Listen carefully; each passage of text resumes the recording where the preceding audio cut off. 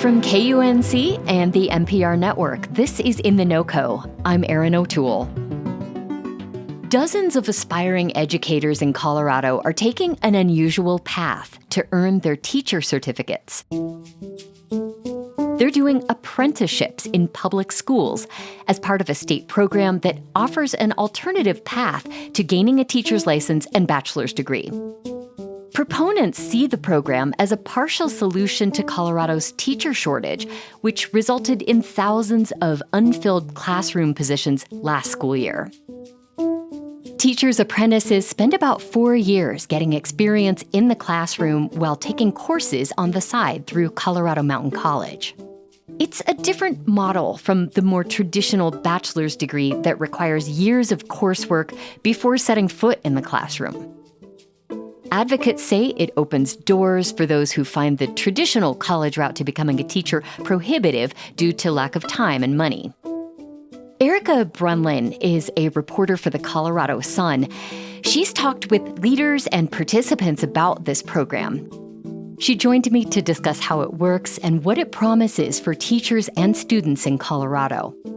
She noted there are 7,800 unfilled teaching positions in Colorado schools.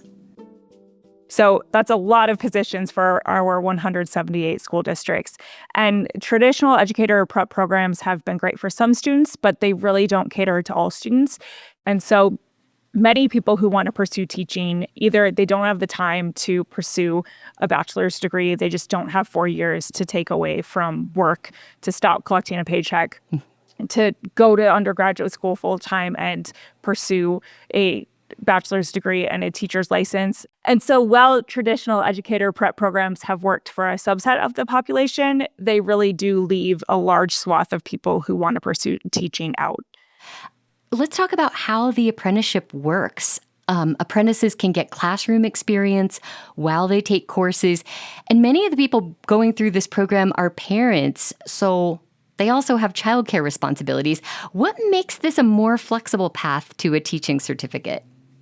Yeah, so this approach is really interesting and innovative, Erin, and it's an approach that we're really seeing surface across the country. So with a teacher apprenticeship, you have an apprentice who may have an associate's degree or may not have any college experience at all.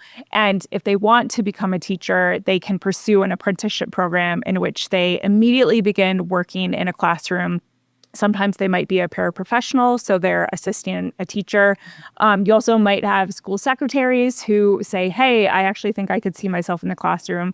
I want to pursue an apprenticeship and be well on my way there. And so you have these apprentices who jump right into a program.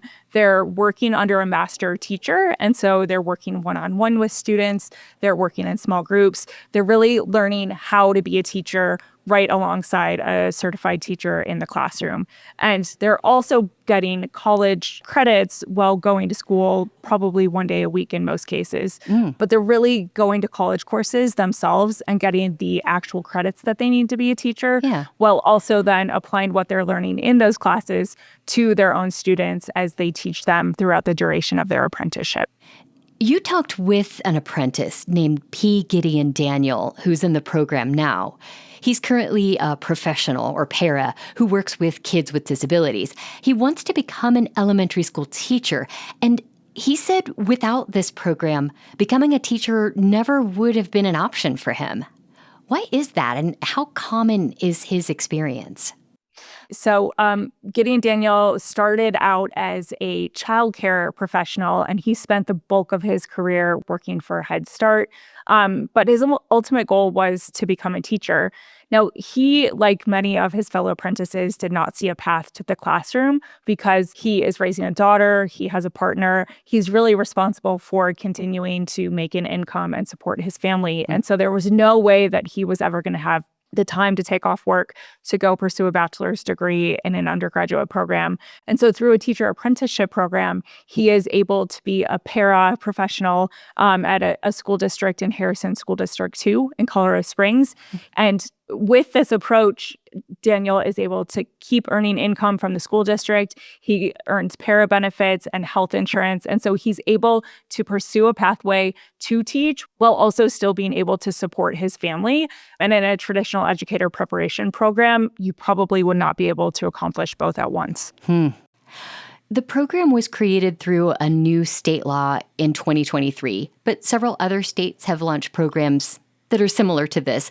What kind of successes or challenges have those states seen?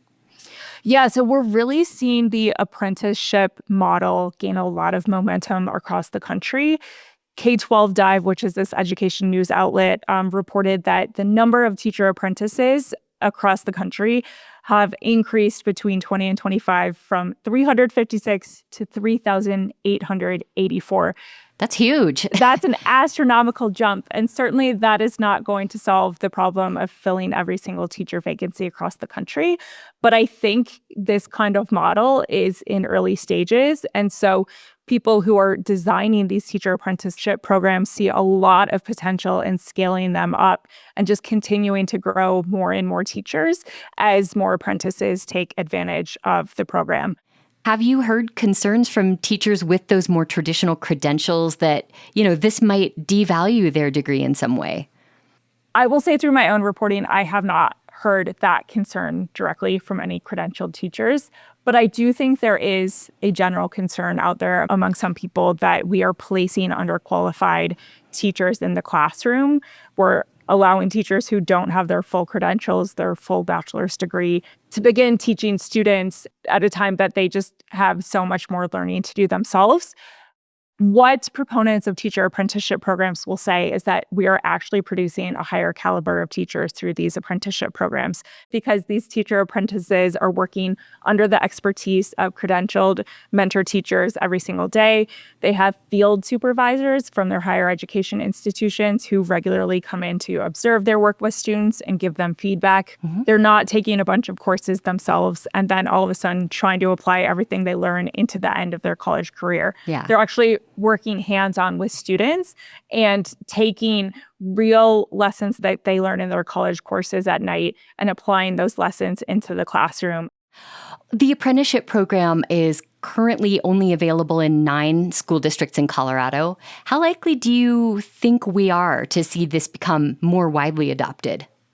I anticipate that we will see this kind of program continue to grow across the state, particularly as we're seeing challenges with other teacher preparation programs. The Trump administration recently really pushed to cut some teacher training grants that helped prepare teachers for rural school districts. And so I think in place of that, we'll start to see some apprentices emerge. This model is particularly attuned to rural teachers because they're able to take college courses online at night. And so they're not having to drive maybe an hour or two to classes every day. Sure. And so I think it's a really flexible model for both teachers and school districts. And I think it's going to become one of the next best leading ways that we see more teachers end up in the classroom. Erica Brunlin covers education for the Colorado Sun. She wrote about the new apprenticeship program in Colorado for aspiring teachers. You'll find a link in the show notes and at KUNC.org. That's it today for In The NoCo. I'm Erin O'Toole. Thanks so much for listening.